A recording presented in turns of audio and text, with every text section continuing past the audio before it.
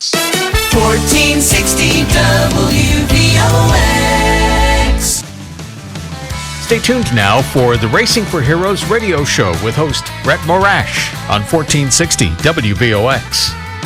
Good morning, Racing for Heroes fan. This is Brett Morash, your host of Racing for Heroes and executive director here on WVOX 1460 on your AM dial and streaming live worldwide, WVOX.com. Today's show, and I have a guest in the here today, Tommy Maurielo, marketing brand manager for Edrington Whiskey, who will be on sort of the second half, but he's helping me as kind of guest host, because our first guest is actually an Air Force vet, longtime friend of mine, Matt McCoy, who is a comedian. I really need Tommy to kind of back me up to kind of beat him down on the show. So anyway, Matt, are you on the line? I am, Brett. Thank you for that, and looking forward to this meeting that is to come. Well, and I spoke to Alana Duffy just before this call, and she had some choice things to say about you. So she loves you, though, is sort of how she ended it. Yeah, no, she always likes a good verbal beatdown too. So it seems like it's a WWE tag team match already. Well, it is, and as Tommy's actually wearing his Sergeant Rocky Marciano U.S. Army boxing. You actually are a boxer. Not to jump right in, but tell us about your boxing. Well, yeah, no, it's funny you bring that up. Actually, I actually fought in the Air Force boxing team, which I would fight 8 months out of the year, and then the other 4 I would go and do my job. And the actual last fight that I had was the Armed Forces tournament, which obviously includes Army, Navy, Marines, and Air Force. Amazing. And my last win was actually against the Army. So nice. I feel like if I'm going to get the upper hand today, it's definitely going to be against the Army. There you go. That's good stuff. You know? So listen, no, but one of my favorite memories of being in the Navy when I was very, very junior was at Little Creek Amphibious Base in Norfolk, was where all the Armed Services boxing came before they went to the Olympics that year. And we used to go to Friday night fights and watch, these folks that were going to be going to the Olympics soon. So it was just always amazing, and I loved it. Yeah, that was that was actually like the obviously the purpose of having these service teams was to produce enough talent to eventually and hopefully make the Olympics. And actually, my last year in 2010, I fought and didn't end up fighting him, but the Marine that was in my weight class actually ended up making the 2012 team. His name's Jamil Herring. Oh, wow. And, amazing. He's a world champ now, but he is a former Marine and fought for the 2012 team. So, the Marines always had a great team, as did the Army, to be honest with you. So, in the Air Force, we always try to keep up, but those guys are always kind of a step ahead usually. Well, Tommy, follow-up question? So you said you fought Jamil Herring? No, I did not fight Jamil. Oh, I'm but sorry. He was in my I weight misunderstood class. you. And actually, in 2010, when I was the Armed Forces tournament I was actually talking about, we both beat the Army that year. He beat the Army in the first round, and I actually lost to the Navy, Brett. I know you'll love that. Fleet Sailor, man. They're kind of dirty fighters. For the third place prize, I fought the Army guy, too, and beat him. So Army took the big L that year. That's awesome. Okay. I follow his career too. That was a hell of a class that he came out of. So that's really cool, man. I always like the West Point guys are always bouncing around, and I always see them at shows, and that's an awesome program as well. So it's really cool to see the Army, the Armed Forces embracing boxing. It's the best sport in the world. So you guys might as well be doing it. Yeah, no, I appreciate that. And honestly, and this is not even a shot at the West Point team, but a lot of the best talent comes from the enlisted folks. So absolutely. My good friend Sean Cameron from Gleason. Yeah, so Jamil was enlisted. Any guys that have come from the Army and made the team, which there have been a few in the past, they were all enlisted guys as well. So, and that's like important to distinguish. Like the West Point team has their own team, but then the enlisted has their own team as well. So all the officer schools have their own team. So I think there is an Air Force officer team as well. I mean, I wouldn't know, and I'm sure they would have taken that L as well if they would have faced us. So, oh yeah, for sure. So that's a point to distinguish it too, because I didn't even know that until I got out, and I went up to the West Point was having a tournament.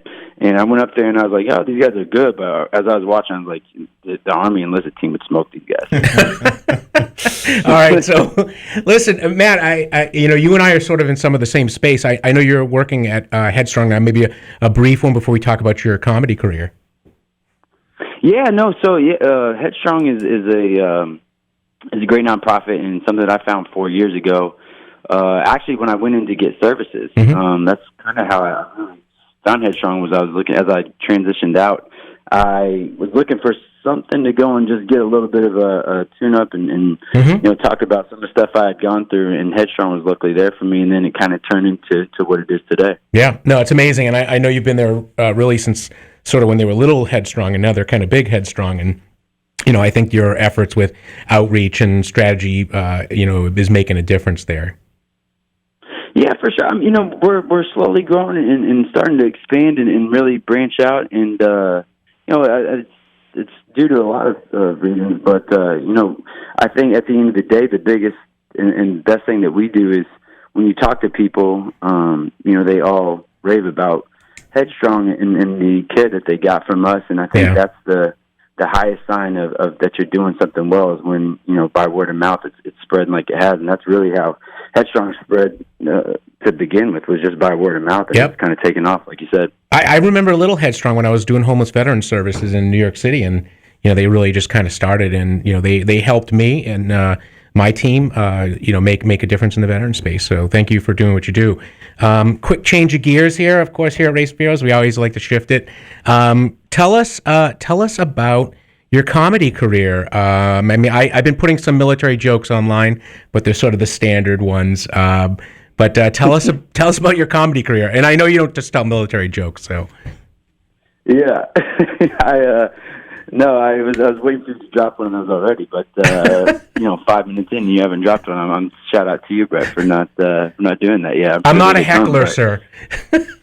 Yeah. No, so I got into comedy like 4 years ago. It's something I wanted to do really my whole life, and actually almost moved out to L.A. after I graduated high school. But then obviously went the military route and knew I wanted to get into it at some point, so I started 4 years ago. And obviously now being in New York, it allows you to really get the stage time and really branch out and get on some of these big cards and do some of this stuff with some of these comedians that everyone's heard about. So it's a good opportunity, just trying to get on stage as much as possible. But speaking of Headstrong, we actually have a show this upcoming Tuesday, Tuesday the 15th. It's a fundraiser for Headstrong, and it features some of the best comedians in New York. So if anyone's interested, definitely come out. Wait, is it some of the best comedians and you, or? And me, yeah. I don't like to throw my name in there like that yet. I just say and me as kind of like the like the entree to the actual meal. Right. So, aperitif, if you will. It's amazing that you have two things going on right now that are drastically affected by what's going on in the world. So, boxing, you can't have live fights right now in New York, and you can't get on a comedy stage in New York either. So, for people that are listening and you want to see Mr. McCoy fight and you want to see him do stand-up comedy, you got to go and go to saveourstages.com too. It's a nice little plug there. I work with the Stand Comedy Club, and they're dying for guys like you to get back on stage. So, yeah, I mean, like that's the hardest part and the tricky part about like everything going on with COVID. Is just all these different rules and all the different things going on. You just like everyone's trying to adapt and do what they can, especially when you're talking about like the service industry with restaurants and comedy clubs kind of fit in there as well. So everyone's really trying to figure out how to get back and do it in a way that is still safe. Yeah, for sure. So, Matt, you know what? I mean, I don't want to let you go until you tell us a joke. You got to tell us something. And I would remind you, sir, we are on the air on AM radio, so FCC rules do apply. That's the thing. I don't even know if I can say any of the things that I say on stage on air. No, they're on the beat button in the back, so they're ready to rock and roll. You're just going to have to see live and in person next Tuesday if you're available at 8 p.m. Yeah, so how do people do that? Where do they go to watch that show? Yeah, so it's at Eastville Comedy Club, which is in Brooklyn. At 8 p.m. next Tuesday. Like I said, it's a Headstrong fundraiser. Yeah. So if anybody has time and the ability to come out, please come through. That's amazing. That's amazing. And just kind of finish up, I know that you, obviously you're engaged to my great friend Amanda Scott, who works at the USO. So I want to congratulate you on your pending nuptials. Thank you. I appreciate that. And, I thought I was going to have to get her in here to kind of help me verbally spar you guys, but you guys didn't beat me up as much as I thought. So, being we a want to psych you out. Talking all day, I just made her go outside because I thought I gave her the "I'm safe" sign through the window. So that's amazing. Yeah, no, but thank you, Brett. I appreciate that. No, listen, she's a superstar, and so are you. And I think that's what's I love about the veteran space is that you have kind of normal people that did normal jobs. Although Air Force boxing is not a normal job, I know you did something else in the Air Force. Wait, what was that? Before we got about a minute left.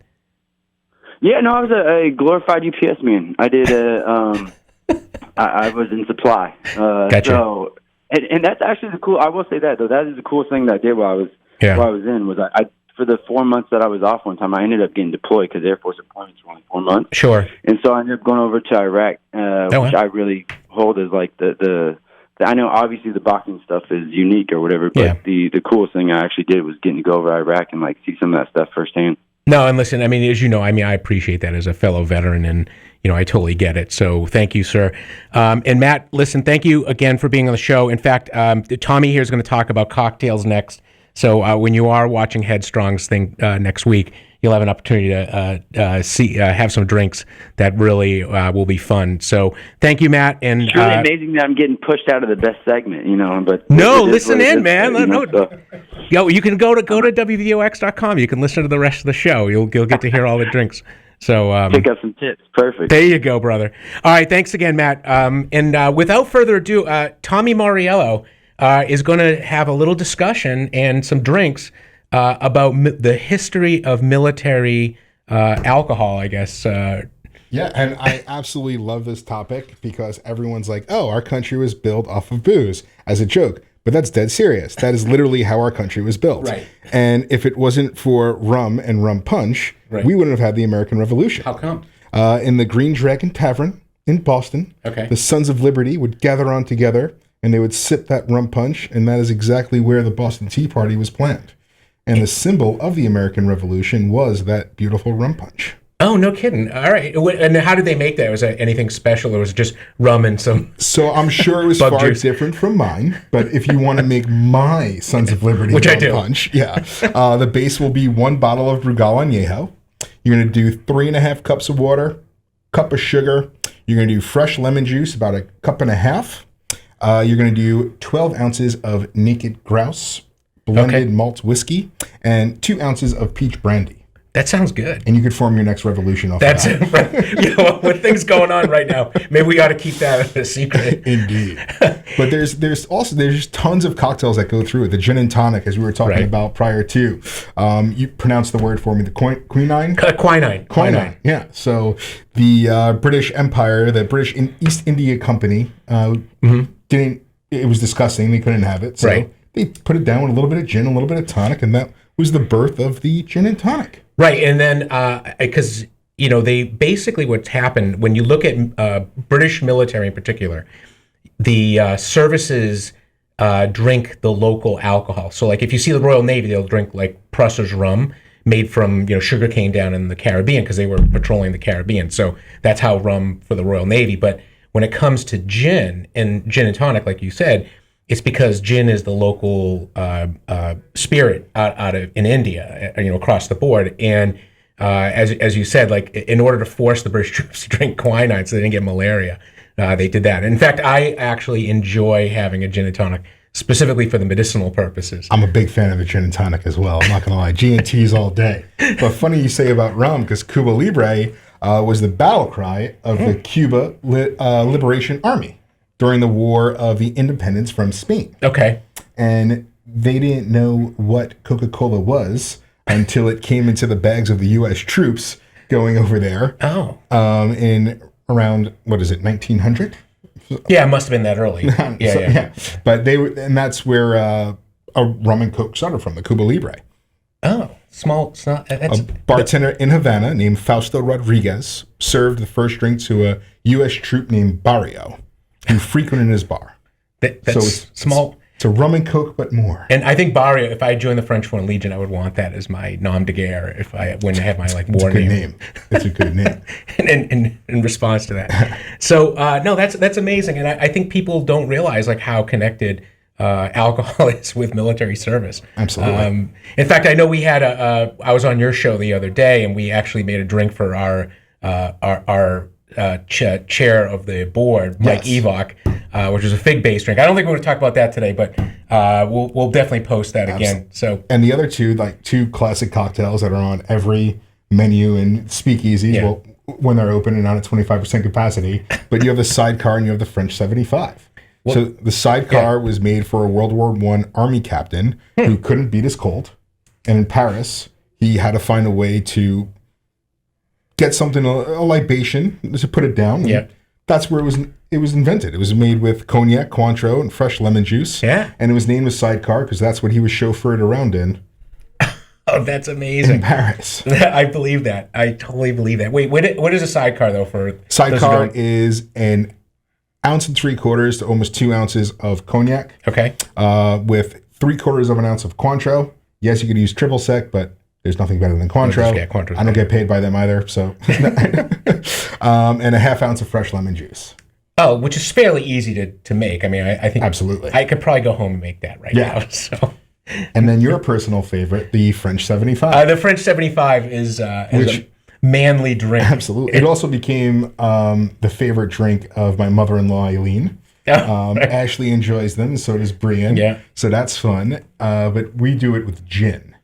Right. Which I think is a classic way to do it. Yeah. But the French 75, World War I, once again, French and American descent, Raoul Lufbery, flying with Lafayette Escadrille. American aviators who wanted to fight against Germany, even though the United States had not yet entered the war. For French pilots, champagne was the drink of choice. But for Lufbery on the American side, it wasn't enough. And he wanted to put a little oomph into it. Yeah, you betcha. So he threw a little bit of cognac in it. Huh. So that's where the French 75 comes from. Just a dash of something that, because the champagne wasn't enough. Yeah. So it's 1 1/4 ounces of cognac, 3/4 ounce of fresh lemon juice. Fresh lemon juice is key. Don't use roses or any of that concentrated stuff. It's going to ruin the taste of the drink. Yeah. A little bit of simple syrup, equal parts sugar and water, and topped off with some Brut champagne. But you're not going to shake this, right? Or do you shake it and then use the champagne? So you shake everything except the champagne. So you shake, you pour into the flute, and then you top with champagne. Okay, gotcha.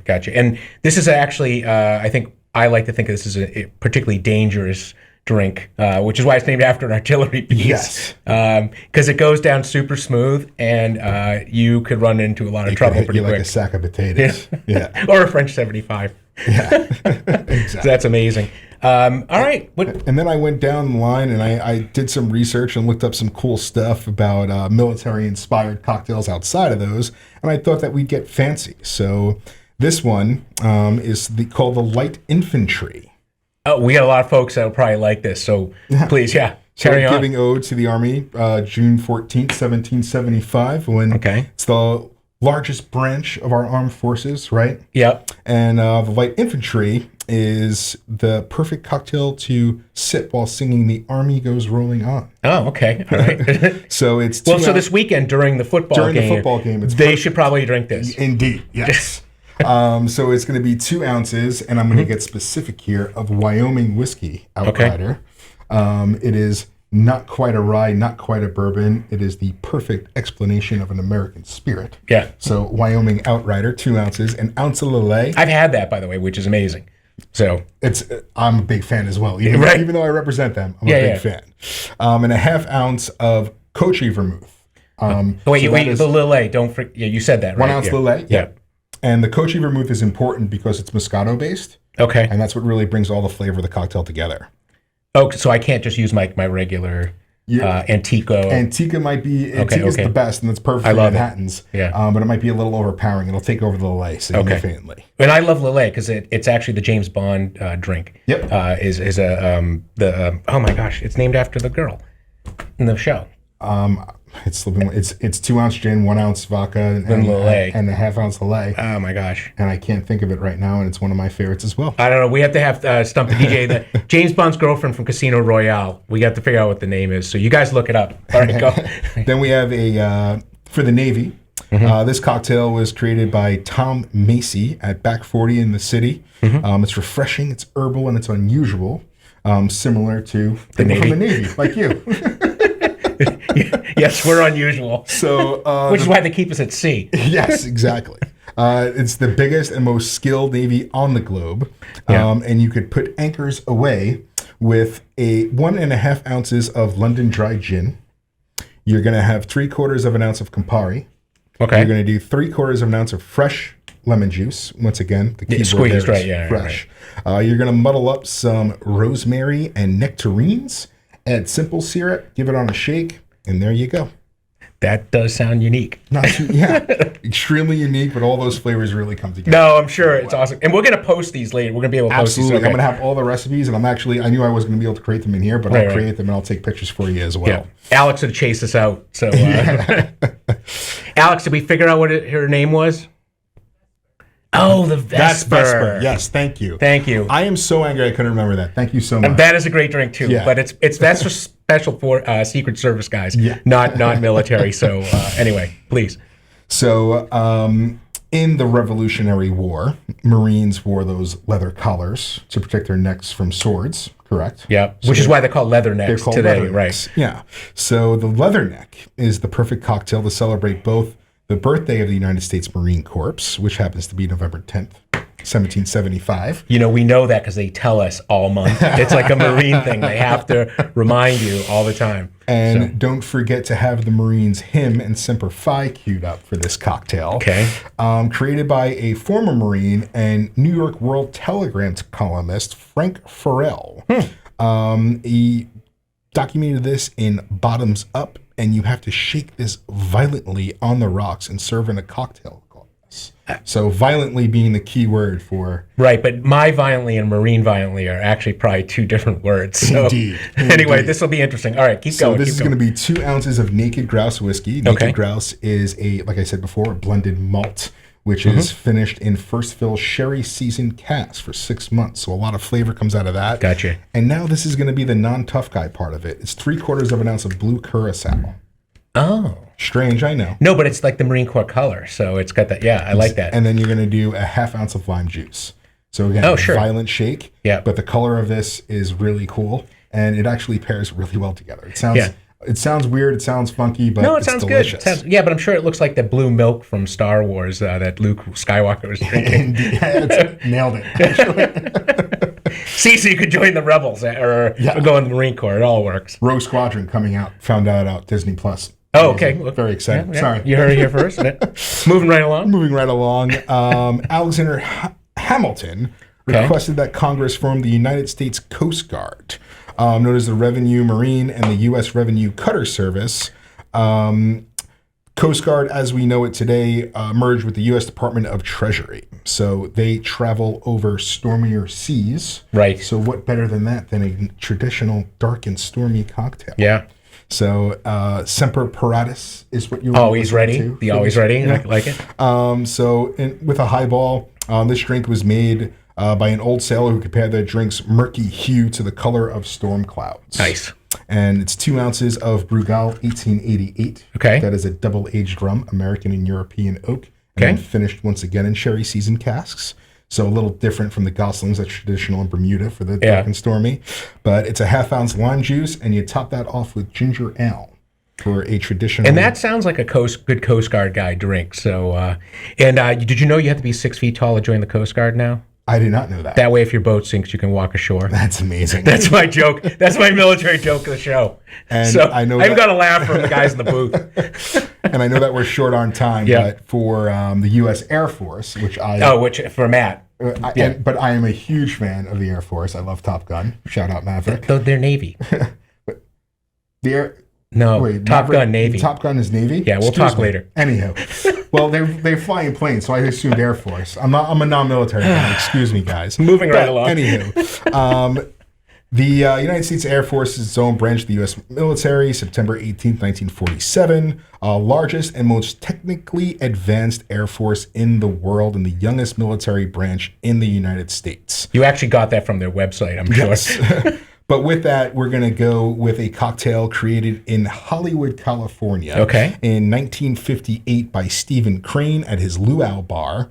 And it's a tiki cocktail. So there's going to be a lot This is going definitely on in an Air this Force one. drink. We're going to go 1 ounce of Brugal Extra Dry, 3/4 of an ounce of Rum Fire, a nice overproof rum, Okay. 3/4 of an ounce of Brugal 1888, 1/2 ounce of Falernum, 1/4 of an ounce of cinnamon simple syrup, 1/2 ounce of grapefruit, 1/2 ounce of lime juice, a dash of absinthe, and a dash of bitters, because I feel that's what it would take to fly one of these monstrous jet planes. Yes, absolutely. And I think that if Matt is still listening, that definitely is a good drink for him. Maybe they should have that at the wedding. We'll try to pitch it on him. Excellent.